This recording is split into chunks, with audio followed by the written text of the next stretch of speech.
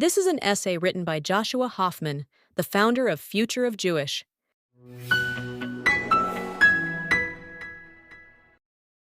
For years, Greta Thunberg has been the face of climate activism. But these days, her name enters headlines for entirely different reasons. She was aboard one of the first ships intercepted in the so-called Global Sumud Flotilla, a 47-boat convoy claiming to deliver aid to Gaza, in direct violation of Israel's maritime blockade on the Hamas-controlled territory. The image of Thunberg being escorted by Israeli commandos off a seized vessel quickly ricocheted across social media. Admirers framed her as a brave activist standing up to power. But the truth of the flotilla and Greta's role in it is far darker than most headlines admit. The uncomfortable question must be asked: is Greta Thunberg knowingly lending her moral capital to a Hamas operation?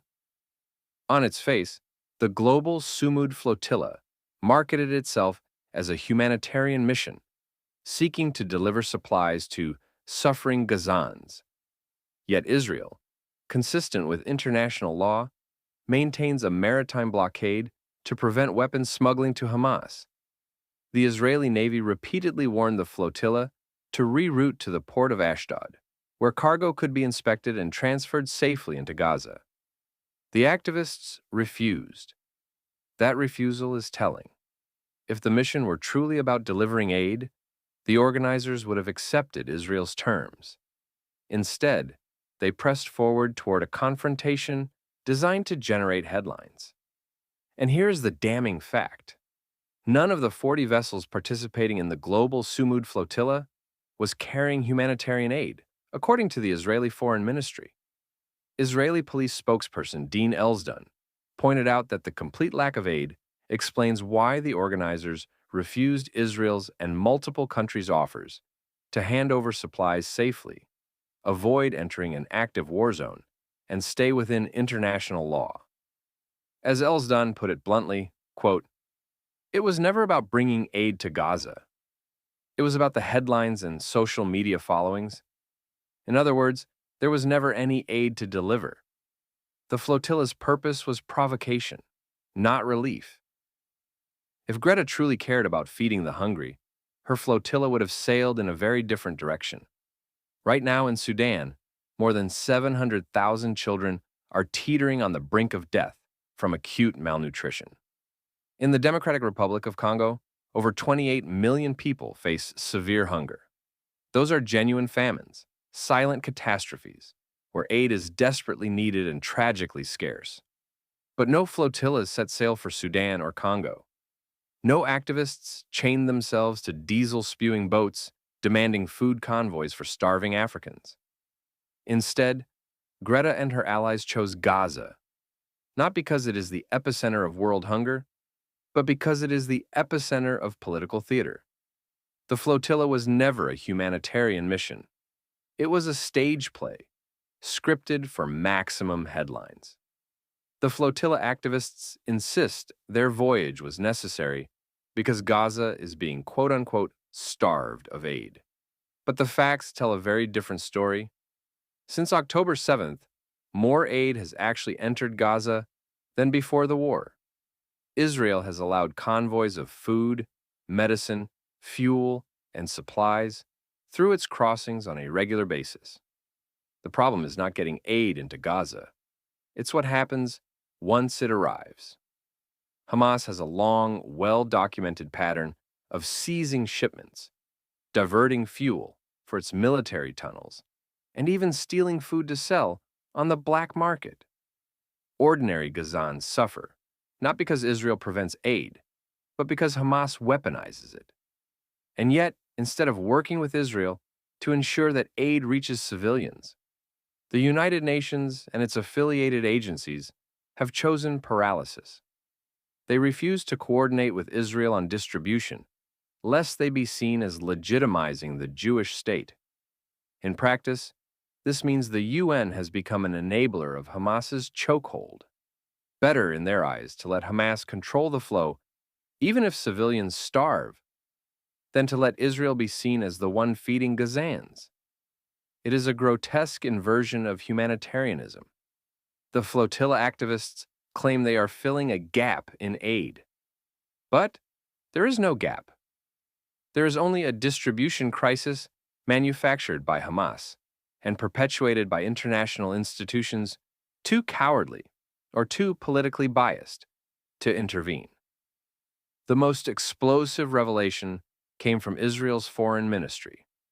Documents seized in Gaza during recent fighting allegedly show Hamas's direct involvement in organizing the flotilla. Specifically, the papers detail coordination between flotilla leaders and Hamas's foreign arm, the Palestinian Conference for Palestinians Abroad, an entity Israel designated as a terrorist organization in 2021. The Palestinian Conference for Palestinians Abroad effectively functions as Hamas's diplomatic corps. One of its top officials, Zahir Birawi, has long been tied to anti-Israel flotilla efforts, including the infamous 2010 Mavi Marmara incident, in which activists attacked Israeli commandos with knives and pipes. In fact, Thunberg herself was photographed at an event with Birawi directly behind her on stage, a shocking image in light of Hamas's known role in funding, arming, and orchestrating flotilla activity. Greta Thunberg first rose to fame by schools striking for the climate, scolding the world for its carbon footprint, down to something as trivial as plastic straws. Yet, here she is, sailing on a flotilla of diesel-guzzling boats that pumped out between 30 to 60 tons of carbon dioxide for the second time in just 3 months. Her supposed stand for Gaza wasn't just politically reckless, it was an ecological disaster. The girl who once built her fame on saving the planet now seems willing to torch it for a photo op. Part of Greta's power has always been her youth. She was the angry child scolding adults at the UN, "How dare you?" That image made her untouchable. Critics were dismissed as bullies, while her age became a shield for her absolutist rhetoric. This dovetails perfectly with Hamas's propaganda model.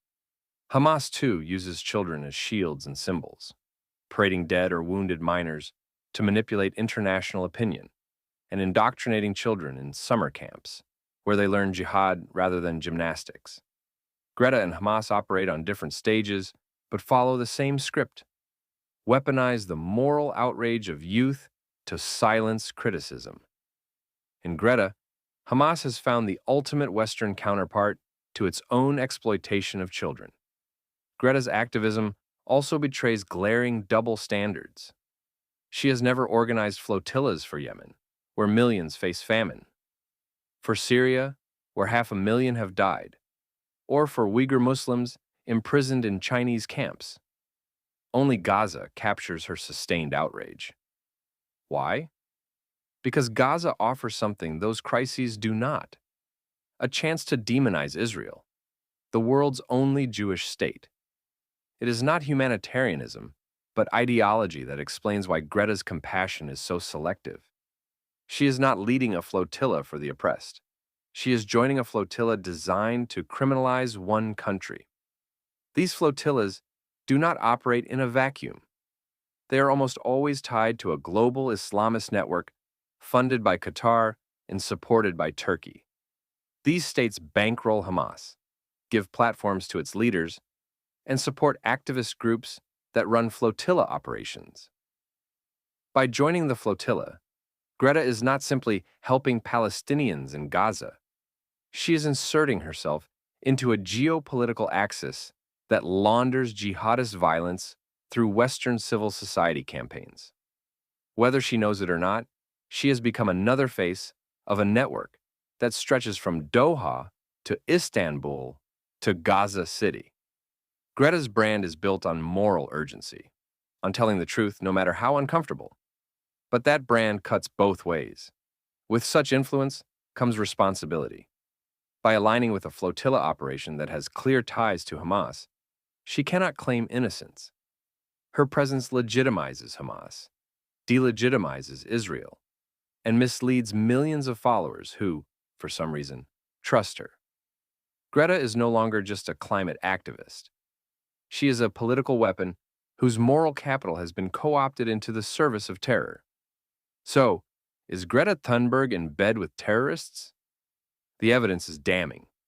She boarded a flotilla operation with known Hamas ties, stood alongside a Hamas proxy leader, and refused lawful offers to deliver aid through legitimate channels. And as Israel revealed, not one of the 40 vessels in the flotilla carried humanitarian aid at all. The entire operation was a PR stunt, not a relief mission. At best, Greta is being exploited. At worst, she has become a willing partner in Hamas's propaganda war. Either way, her choices force us to confront an unsettling truth. In the age of social media activism, the line between speaking for the oppressed and enabling terrorists has never been thinner.